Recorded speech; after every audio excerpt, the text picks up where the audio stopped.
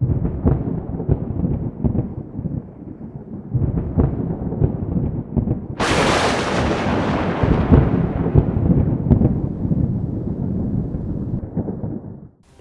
and welcome back to the channel. My name is Nordic HammerJ, and today I'm going to show you how you can make your very own Viking Flatbread.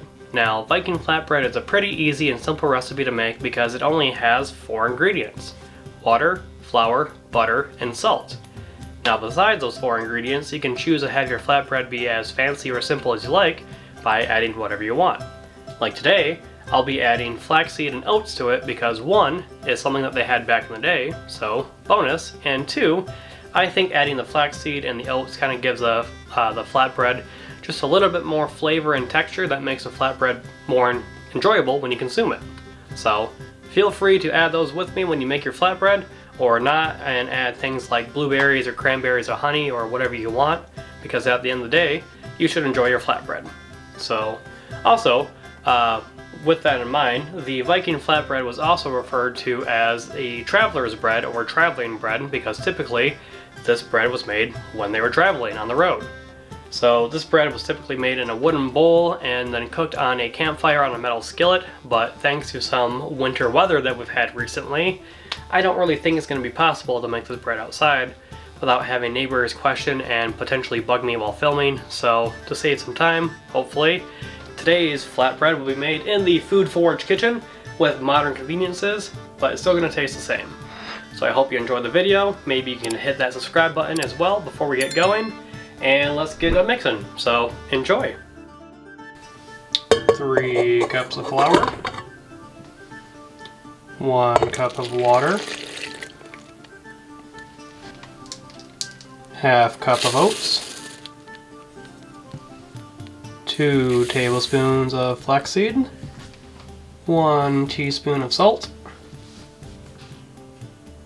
and 2 tablespoons of butter. Once you have all the ingredients in your bowl, go ahead and add your bread mixer paddle, or the paddle itself, it doesn't make a difference for this one, onto your blender, and let's make some dough.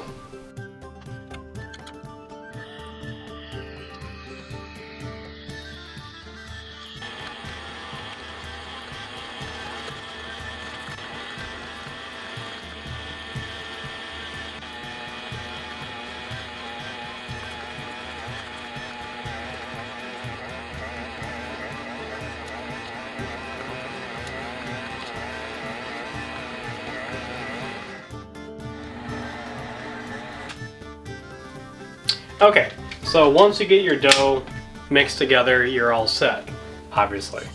Now, as far as your consistency for your dough, you really want it to be at that point where it's still sticky to itself, but it's not really sticky to you. So you may need to add some more flour and water, like what I did, to get to that consistency, but overall, that was the basic recipe. I'll put the final measurements up top here for you. But as you can see, the dough is sticking to itself and not really sticking to me, which is good. And now we can move on to cooking our flatbread. So once you get this all figured out to make sure that it's all in the same consistency, which it is, you're going to break off a piece, and a little bit more. Put that back in the bowl. Make a little ball out of it to get any dough you have on your hands off of yourself. And once you get that figured out, flatten it out into a small flatbread, because you know it's called Viking flatbread, not Viking buns, I guess. Now you can make this as big or small as you want. I typically make them roughly the size of the palm of your hand, because you know, a good bite-sized meal.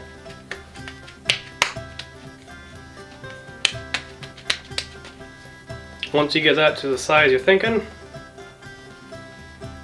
so that's about a good size, you're gonna bring it over to your stovetop where you have your pan on medium heat. I have a little bit of butter on there to help make sure it doesn't stick to it as well, and you get them cooked. So let's get cooking. So as was mentioned before, I'm using wheat flour to make this Viking flatbread, but that's just because wheat flour was the most easily available for me to get my hands onto.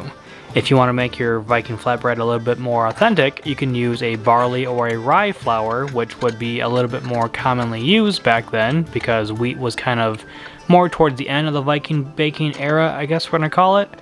But where I live, wheat was easiest for me to get my hands onto, and either way, any of the three flours would still be appropriate. So before anyone asks and or writes a question or comment in the comment section down below, yes, I did wash my hands before and during this cooking process. I even washed my hands between cooking each slice too, just to be sure. So to cook this flatbread, you kind of want to cook them the same way you do like how you make pancakes. A few minutes on each side and flipping them over when one side gets a nice brown color to them.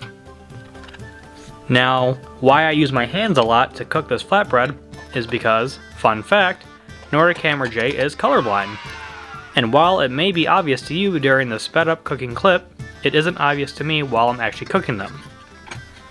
So by using my hands, I can feel the heat and firmness through the bread itself because this flatbread doesn't give me a visual cue like pancakes do when they bubble up. Also, because of how I shaped this flatbread, the edges tend to be a little thicker on the side than the rest of the flatbread, so I use my hands to kind of flatten out the edges too to make sure everything cooks nice and even. I know, this could be an easy fix if I just use a rolling pin to spread and shape out the flatbread, but that's just one more thing you need to clean when you're done.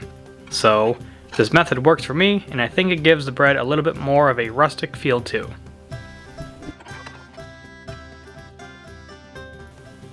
And just like that, you have yourself your very own Viking style flatbread.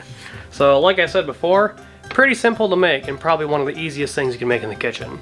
Now I must warn you that unlike most of your risen bread, these flatbread slices, I guess we can call them slices, are going to be a lot more filling than your typical slice of bread.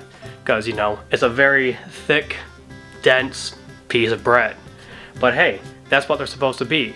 A thinnish, thickish piece of bread that you can stack a lot of them in your bag and travel with them. And for those of you who have had these for Yule dinner meals in the past, you can probably verify for me that 1 or 2 slices of this bread is pretty much all you need to fill yourself up. So that's what you want when you're traveling. A nice, compact piece of bread that fill you up. Also, because of how dense they are, if you were to make these with like a soup or a stew, you can dip them in and kind of soften them up a little bit and add some flavor into the bread itself through your stew. So they're multi-purpose.